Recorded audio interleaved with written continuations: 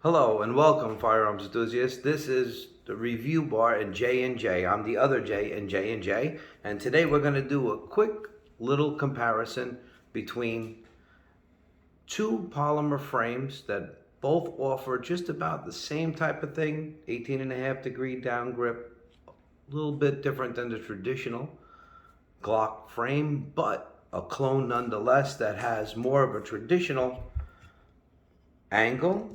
Both of these have just about the same angle of a 45 ACP, which is the most common down grip angle in the US. These both happen to be manufactured in the USA.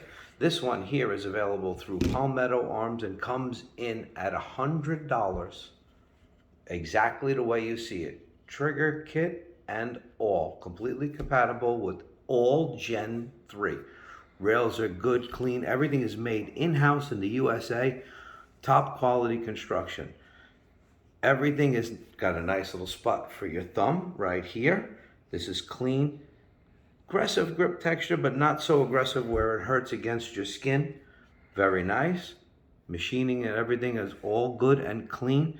Only one little difference is this one seems to have roll pins that are a little bit of a pain in the butt to remove, especially the first time. So if you're one of those cleaners that likes to clean and take the pins out every time, you'll probably end up changing these pins out for traditional Glock pins. However, everything else on this gun is spectacular. It doesn't have a 19 rail, it's a proprietary rail, but it's a single rail that seems to fit almost everything anyway.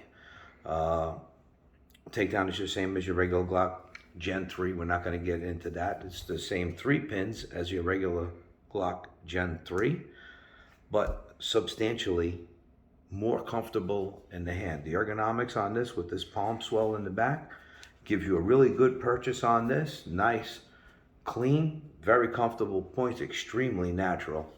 Very nice. So if you're looking to do a build, these come serialized. They're right from Palmetto, or you can purchase them through us since we are a Palmetto dealer. Fantastic thing. I don't think you could possibly beat that. Now, if you're into a little bit more aggressive stippling, something that could handle a 40 caliber, if you notice this one has more pins. This one is compatible with 19 and 23, so you could turn this into a 40 or a 9mm, still Gen 3. This one here is slightly upgraded with the flat face trigger, but the rest of everything is pretty much standard. This also has that same nice grip ledge in there. All internals are good. This uses your regular Glock internals. Get them serialized through us, made by P80. This is a 1911 rail. This has more slots, a little bit more availability of real estate if you want a shorter laser or a little longer laser or a better light put on top of it. Everything seems to run perfectly on both of these. These both been out into the desert with me. They've been fired, run, all clean. Both are outstanding setups, especially if you're not a big fan of the 22.5-degree Glock grip, that very blocky grip that you need to bring out and have stippled. These are both fantastic in all weather. No troubles at all with the stippling. Okay, and there's also a couple of other variants, and we're actually just starting to carry a Matrix Arms all aluminum lower that I unfortunately do not have in my shop as yet. We talked to the people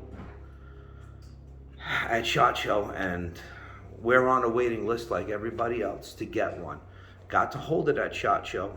Didn't have my equipment with me, nothing to film or get a pamphlet, but it is on the way. And as soon as we get that in the shop, we will do a review. That will have a removable hand grip. It'll be all aluminum, and it comes complete with 2 different types of triggers. One is a standard trigger, and the other one is a very enhanced flat face trigger. It looks really nice. Extremely comfortable in the hand. Kind of reminiscent of the P80 more so than this because of the palm swell in the back of this with this arch here. Now this arch in the back gives a little bit more recoil mitigation than this does. This is a little bit more aggressive still, but they're both very comfortable. Couple of nice little features they did here. I don't know if you're a fan or not. If you like the idea of putting a mag well and turning this into a pretty competition gun, you could do a little bit better with this. This toys up real nice and becomes what people consider to be a bougie Glock.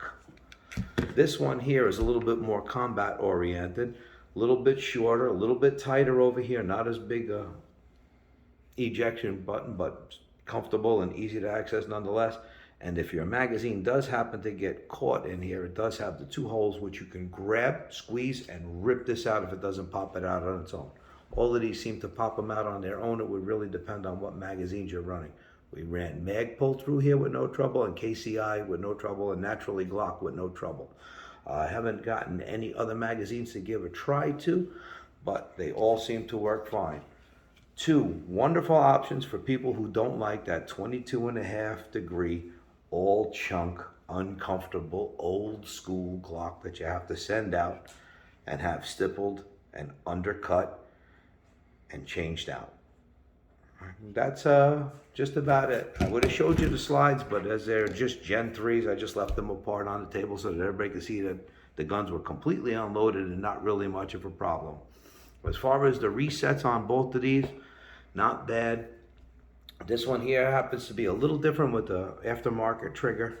This one here that they give you is a hinged trigger, kind of almost like the original M&P series before they changed to a flat face trigger.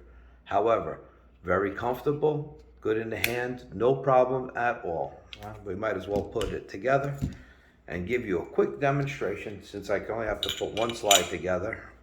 Barrel in, standard.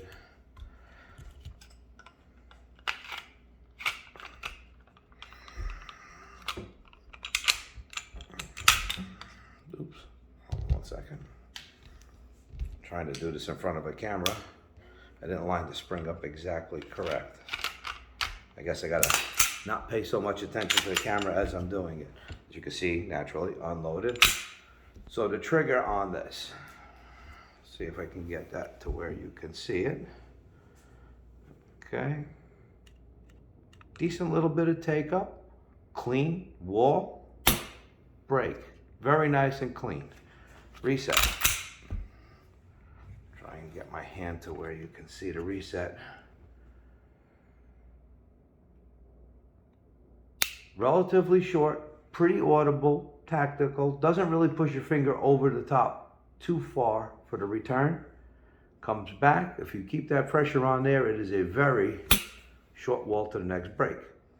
Pretty good for a factory trigger on a $100 frame. The tops themselves, they come in somewhere around the $200 mark. You can do them even less if you decide to go with their tops. But there's so many different tops out there. That's really just a matter of preference. Now the P80, same deal.